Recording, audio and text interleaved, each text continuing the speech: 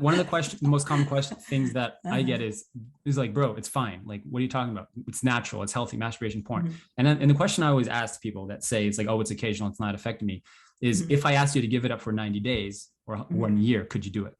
And then what they say is, well, I could if I wanted. And I say, well, try it and let me know how it goes. And they say, well, and I just tell people it damages your brain. Like it literally damages your brain. So does heroin. So, you know, like if you are occasionally damaging your brain, that's still not okay. The also fact that people tend to ignore is that if you start heroin once, the chances are you're going to, that's why people get addicted to heroin or smoking for that matter. Yeah. Yeah. Or and porn, it happens within 2 exposures. And that's why it's so important to me to teach people the brain science behind it, because when I tell you, and it's true, when I tell you that the first time you consume porn, and people know this, they feel this too, you got that rush in your brain, in your system. That rush was dopamine flooding your system because porn is a supernormal stimulus. So your brain had to calibrate because you had this big dose, bigger than you're supposed to, super normal. So on the second time, your brain actually needs more dopamine than the first because those levels had been adjusted. So you're already building tolerance in 2 exposures. Wow. And that tolerance building really quick is basically the thing that creates the seeds of addiction. Yeah. And then it becomes an unhealthy maladaptive coping mechanism because it felt so good. So most people don't give it up. They don't go, wow, that was fantastic. When they're 12 years old, that was awesome. Life really sucks. And that was amazing. But I think I'm going to give that up. It's usually not what happens. Usually when people start, people are like, oh, definitely. What am I doing? It's 5 or 10 years later when they're like, man, I've been doing this thing for 5 or 10 years. And, you know, I don't even like the word addiction, to be honest. Like the only reason I use it is because, you know, creating urgency, not emergency, but urgency. Like this is a big deal, but it's really a compulsive. We know it's a compulsive behavior disorder. It's hypersexuality, compulsive behavior disorder. It's a compulsion, the need to go back, even though you might not even want to. It's a dependency. Right. So when someone asks you, am I addicted? What's your response to that? So it's tricky. I ask people, and actually there's a quiz that has 6 questions in it, and people, I've made videos on it before. People will joke, man, I answered yes to all 6, and you only have to answer yes to 1. It's like, do you spend your time, money, and energy on porn or masturbation? Have you ever lied about it? You know, is porn one of the main sites that you visit on the internet? Have you tried to quit or decrease it and not been able to? So in essence, everyone has a compulsive behavior.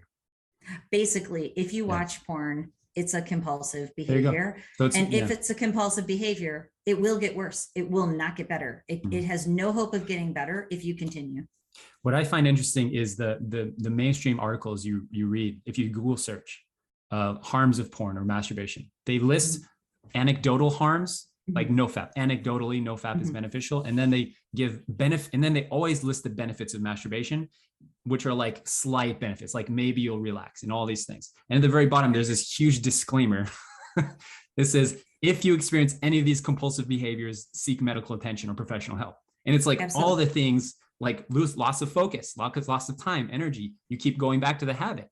You feel guilt and remorse after, and it's like the vast majority of people, I shake my head because there's like very few things that like throw me off my mission and like make me go onto another path. That is one of them. And actually, I've reached out to a few people who've made YouTube videos that have done the same thing, benefits of masturbation. I'm like, how can you as a professional make this video where it's 10 minutes of the benefits of masturbation, and then at the end in a whisper, you say, if you struggle with masturbation, you should get help. I'm like, anybody who's doing it basically is struggling with it. Not everybody. And I will say it's like alcohol, like sort of, it's worse than alcohol, but like the idea is, you know, if you keep drinking and then you keep drinking more and then you keep drinking more, you go from use to misuse to abuse to dependency to compulsion to addiction. And that happens for many people for the same reasons, but, you know, porn goes deeper in terms of dependency. So like, you know, if you're going in that direction, if you're at compulsion, you're already way down that continuum. Yeah. Yeah. So it's more of a spectrum than a, am I addicted or am I not? Right.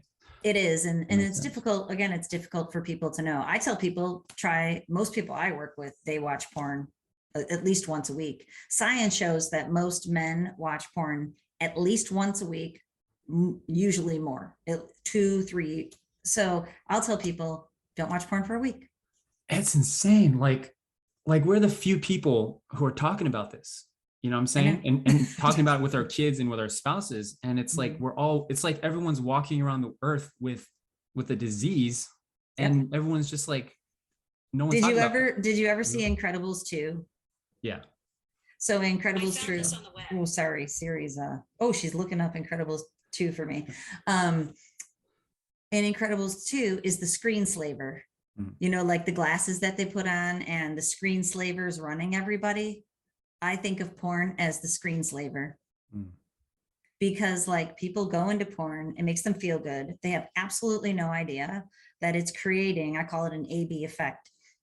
When you go into porn, you get that dopamine deluge, I call it flood, but it creates a dopamine deficit in your life. That's the B. So people are walking around stressed out, lacking focus, lacking motivation, not feeling on purpose, not rocking out their best lives, and they have no idea why. They don't get it's the screen that's creating, a dependency. Is you're a slave to that screen.